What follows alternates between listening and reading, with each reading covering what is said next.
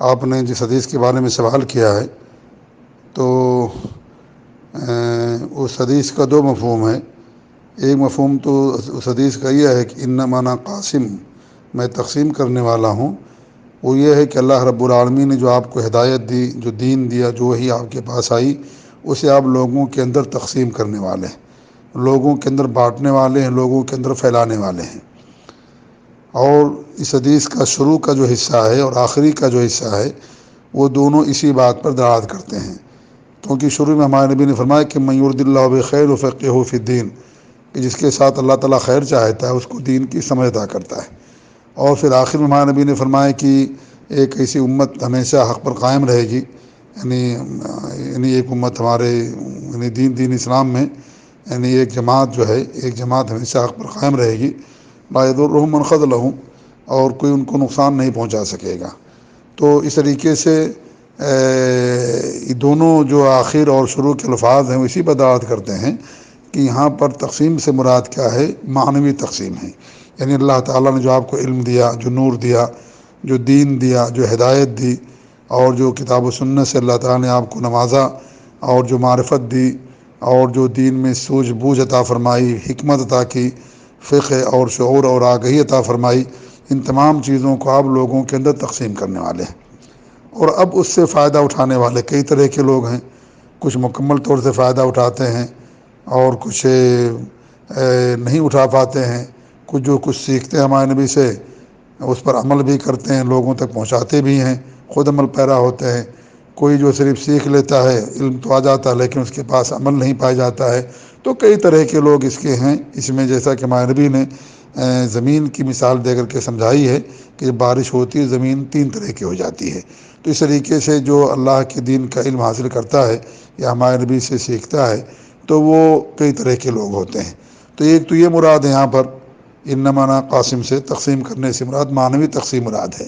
اور حدیثہ کے مطابق کہ حدیث کے شروع اور آخر کے الفاظ اسی پر دلالت کرتے ہیں۔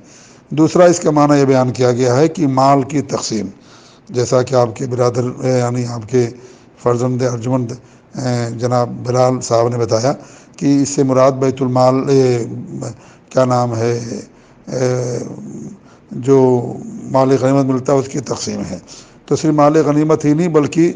جو بھی مال ملتا ہے اس کی تقسیم مراد ہے اس کے اندر، یہ بھی علماء نے بیان کیا ہے۔ لیکن یعنی جیسے مان لیجیے مال غنیمت ہو گیا، آپ اسے لوگوں میں تقسیم کرتے تھے، یا اس طریقے سے اللہ رب العالمین نے کسی کو مال دیا تو اس مال کو کہاں تقسیم کرنا ہے، کس کو کتنا حق ملے گا، اور کس طریقے سے خرچ کرنا ہے، اللہ کی کون کون سی راہیں ہیں، ان راہوں میں تقسیم کرنے کا آپ نے طریقہ بتایا،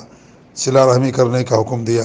غریبوں کا حق بتایا، اور اس طریقے یتیموں کا حق بتایا، اور بھی جو راستے ہیں ان کو آپ نے بتایا کہ وہاں لوگوں کو تقسیم کرنا ہے، کیونکہ اللہ تعالیٰ کا جو ہے یہ مال ہے اور اس مال کو اللہ کی راہ میں خرچ کرنا ہے۔ تو تمام چیزیں اس کے اندر شامل ہیں، جہاں مال غنیمت شامل ہے وہیں اور بھی چیزیں شامل ہیں۔ تو اس حدیث میں تو کوئی ایسی بات نہیں ہے جس سے سمجھ میں آئے کہ آپ لوگوں کے اندر روزی کو تقسیم کرنے والے ہیں، بلکہ آپ کے پاس جو مال آیا مال غنیمت وہ آپ لوگوں میں تقسیم کرنے والے ہیں، جو اللہ رب العالمین نے آپ کو دیا، اور جو مستحق ہیں ان کے درمیان تقسیم کرنے والے ہیں۔ یا اس طریقے سے لوگوں کے پاس جو مال آیا اس مال کو کہاں خرچ کرنا وہ راستہ بتانے والے ہیں۔ تو یہ چیز اس کے اندر بتائی گئی ہے۔ یہاں تو کوئی ایسی بات نہیں ہے، نہ قریب سے، نہ بعید، نہ دور سے، کہ آپ جو ہے روزی تقسیم کرنے والے ہیں۔ رزاق تو اللہ رب العالمین، اللہ نے صاف فرما دی ان اللہ هو الرزاق ذو القوۃ المتین، تو اللہ تعالیٰ ہی روزی دینے والا ہے۔ اس طریقے سے اللہ فرماتا ہے کہ وما من دابۃ فی الارض الا علی اللہ رزقها، اللہ ہی لوگوں کو روزی دینے والا ہے، اللہ ہی جو ہے لوگوں کو روزی دینے والا ہے۔ تو یہ مجھ سے مراد لینا کہ آپ کے ذریعے سے لوگوں کو روزی ملتی ہے، تو پھر آپ نے ایسے ہی اپنے بیوی اور اپنے بیٹی اور فاطمہ سے اور اس طریقے سے پھوپھی صفیہ سے سب سے فرمایا تھا کہ ہم تمہارے کچھ کام نہیں آ سکیں گے، اور پھر ان کی بیٹی نے آ کر کے شکایت کی کہ وہ میں بہت محنت کرتی ہوں، میں بہت زیادہ تکلیف اٹھاتی ہوں، تو آپ مجھے کچھ جو ہے خادم دے دیجئے یا ایسا کچھ دے دیجئے۔ تو آپ نے ان کو جو ہے سبحان اللہ الحمدللہ اکبر کہنے کا حکم دیا، اور اس طریقے سے آپ کے پاس خود ہی مال نہیں تھا، اس لیے آپ نے زندگی میں کبھی جو ہے زکوٰۃ نہیں دیا، کیونکہ اتنا آپ کے پاس مال ہی نہیں ہوا کہ آپ لوگوں کے اندر جو ہے زکوٰۃ دے سکیں۔ تو اس طریقے سے یہ کہنا کہ آپ لوگوں کے درمیان روزی کو تقسیم کرنے والے ہیں، یعنی جو ہے، اور آپ ہی کے ذریعے سے لوگوں کو روزی ملتی ہے لیکن آپ کے ذریعے سے مانگنا چاہیے، تو یہ تو سراسر جہالت ہے اور لا علمی والی بات ہے۔ اور اس طریقے سے جب آپ زندہ تھے تو یہ بات تھی، جب آپ زندہ تھے تو یہ بات تھی جو مال والی بات ہے کہ مال غنیمت تقسیم کرنے والے، لیکن اب آپ کی وفات ہو چکی ہے تو آپ کے اختیار میں تو کوئی چیز نہیں رہ گئی،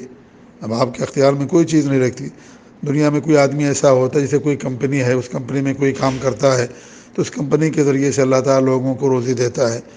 لیکن وہ جو ہے وہ یعنی ایک ذریعہ اور سبب ہے، اللہ تعالیٰ ہی روزی دینے والا ہے۔ تو اس طریقے سے یا کوئی آدمی نوکری کرتا ہے، کوئی تجارت کرتا ہے، کوئی محنت کرتا ہے تو اللہ تعالیٰ اس محنت کے ذریعے سے اس کو روزی دیتا ہے، اس تجارت کے ذریعے سے روزی دیتا ہے۔ لیکن جب تک کوئی انسان زندہ ہے تب تک، یا وہ کمپنی قائم ہے تب تک، جب وہ آدمی مر گیا تو ظاہر بات ہے سلسلہ سب ختم ہو گیا۔ لہٰذا آپ کی دنیا سے وفات ہو چکی ہے، آپ کی دنیا سے وفات ہو چکی ہے، لہٰذا یہ کہنا کہ روزی دینے والے ہمارے نبی صلی اللہ علیہ وسلم ہیں تو یہ سراسر یہ لا علمی والی بات ہے اور بدعقیدگی ہے یہ۔ اور پھر ہمارے نبی نے کو ہمارے اللہ رب العالمین نے فرمایا تھا کہ آپ بادشاہ بن کر زندگی گزارنا چاہتے ہیں یا اللہ رب العالمین کا شکر گزار بندہ بن کر کے زندگی گزارنا چاہتے ہیں، تو ہمارے نبی نے کہا شکر گزار بندہ بن کر کے میں زندگی گزارنا چاہتا ہوں۔ تو اس طریقے سے یہ بھی اس سے ثابت ہوتا ہے۔ اور ہمارے نبی نے بھی فرمایا کہ زیادہ تر کمزور مساکین اور فقراء ہی جنت کے اندر جائیں گے، کیونکہ عام طور سے لوگوں کے پاس مال آ جانے سے انسان سرکش ہو جاتا ہے، متکبر بن جاتا ہے اور اللہ کا نافرمان بندہ بن جاتا ہے، ہر دھرم ہو جاتا ہے۔ تو اس طریقے سے یہ ساری حدیثیں، یہ ساری چیزیں اس بات دلالت کرتی ہیں کہ جو آدمی سے یہ سمجھتا ہے کہ آپ لوگوں کے اندر مال تقسیم کرنے والے ہیں اور آپ ہی کے ذریعے سے لوگوں کو روزی ملتی ہے، وہ سراسر غلط بات کہتا ہے۔ اور پھر اس حدیث کا معنی کیا سمجھا سلف صالحین نے، یہ سب سے بڑی بات ہے۔ اس حدیث کا معنی اور مطلب سلف صالحین نے کیا سمجھا، یہ تو سب سے اہم چیز ہے، کیونکہ دین اسلام کو ہمیں سلف صالحین کے نہج پر اور ان کے فہم پر سمجھنا ہے۔ یہی اصل دین، یہی صراط مستقیم ہے، یہی سیدھی راہ ہے کہ دین اسلام کو ہم سلف صالحین کے عقیدے اور منہج پر سمجھیں گے۔ سلف صالحین نے اس حدیث کا کیا مطلب سمجھا، اس کا کیا مفہوم سمجھا، اس کو ہمیں دیکھنا ہے۔ ہم الگ سے نیا مفہوم نہیں پیدا کریں گے، ہم نئی چیز لے کر کے نہیں آئیں گے۔ اگر نئی چیز لے کر کے آئیں گے یہ دین کے اندر بدعت ہو جائے گی۔ کتنی حدیثیں ہیں جن حدیثوں سے کو صحابہ نے کس طریقے سمجھا، سلف صالحین نے کس طریقے سمجھا، ہم کو اسی سمجھنا ہے۔ اللہ تعالیٰ عرش پر ہے، یہ تو سب کا عقیدہ ہے، یعنی جو اہل حق لوگ ہیں۔ اب اگر کوئی قرآن کی ان آیتوں سے جن میں اللہ نے یہ فرمایا کہ اللہ تعالیٰ تمہارے ساتھ، یہ سمجھے کہ اللہ تعالیٰ ہر جگہ ہے، تو اس کا یہ سمجھنا باطل ہوگا، کیونکہ یہ سلف صالحین کے عقیدے کے خلاف ہے۔ سلف صالحین نے ان آیتوں کا جو مفہوم سمجھا وہ یہ کہ اللہ رب العالمین تو عرش پر ہے لیکن وہ اپنے علم سے سب کے ساتھ ہے، یا اس کے علم سے دنیا کی کوئی جگہ خالی نہیں ہے، یہ سلف صالحین نے سمجھا۔ اسی لیے اللہ رب العالمین ان تمام آیتوں کو جن میں یہ فرمایا کہ اللہ تمہارے ساتھ ہے، اس کی شروعات علم سے کی ہے، یعنی اللہ تعالیٰ تمہارے ساتھ اپنے علم سے ہے، اللہ کو علم ہے، اللہ کو خبر ہے، اللہ تعالیٰ کو ہر چیز معلوم ہے، تم کس حالت میں ہو، کہاں ہو، کیسے ہو۔ اور پھر جو اہل ایمان ہیں، نیک لوگ ہیں، ان کے ساتھ ہونے کا مطلب یہ ہے کہ اللہ تعالیٰ ان کی مدد کرتا ہے اور انہیں توفیق دیتا ہے، اللہ تعالیٰ انہیں بچاتا ہے پریشانیوں اور مصیبتوں سے، تو یہ اس کا معنی اور مطلب ہے۔ تو سلف صالحین نے یہی سمجھا، لہٰذا ہم یہی سمجھیں گے۔ ایسے ہی وہ حدیث جو بڑی مشہور ہے کہ ہمارے نبی صلی اللہ علیہ وسلم دو قبر والوں سے گزرے تو دونوں کو عذاب ہو رہا تھا، تو ہمارے نبی نے ٹہنی لی اور اس کے دو حصے کر دیے اور کہا جب تک کہ نہیں سوکھے گی اس وقت دونوں کے عذاب میں تخفیف ہوگی۔ تو یہ حدیث، اب اس حدیث سے کوئی مفہوم لے کہ بھئی قبروں پر ٹہنیاں گاڑنا، درخت لگانا، پھول چڑھانا یہ ہمارے نبی کی سنت ہے، تو ہم یہ کہیں گے کہ تمہارا یہ عمل باطل ہے، کیونکہ ہمارے نبی صلی اللہ علیہ وسلم نے کسی اور کے ساتھ یہ نہیں کیا، اور پھر آپ کے صحابہ نے کسی کے ساتھ ایسا نہیں کیا۔ اور تیسری بات یہ کہ ہمارے نبی کے ساتھ یہ چیز خاص تھی، کیونکہ اللہ رب العالمین نے آپ کو وحی کے ذریعے سے بتایا کہ ان دونوں کو عذاب ہو رہا ہے، اور آج کسی کو نہیں معلوم پڑتا کس کو عذاب ہو رہا ہے، کس کو عذاب نہیں ہو رہا ہے، لہذا یہ عمل ہمارے نبی کے ساتھ خاص تھا۔ اگر یہ عمل جائز ہوتا تو آپ کے صحابہ دیگر لوگوں کے ساتھ کرتے، قبروں پر ٹہنیاں گاڑتے، ساری چیزیں کرتے،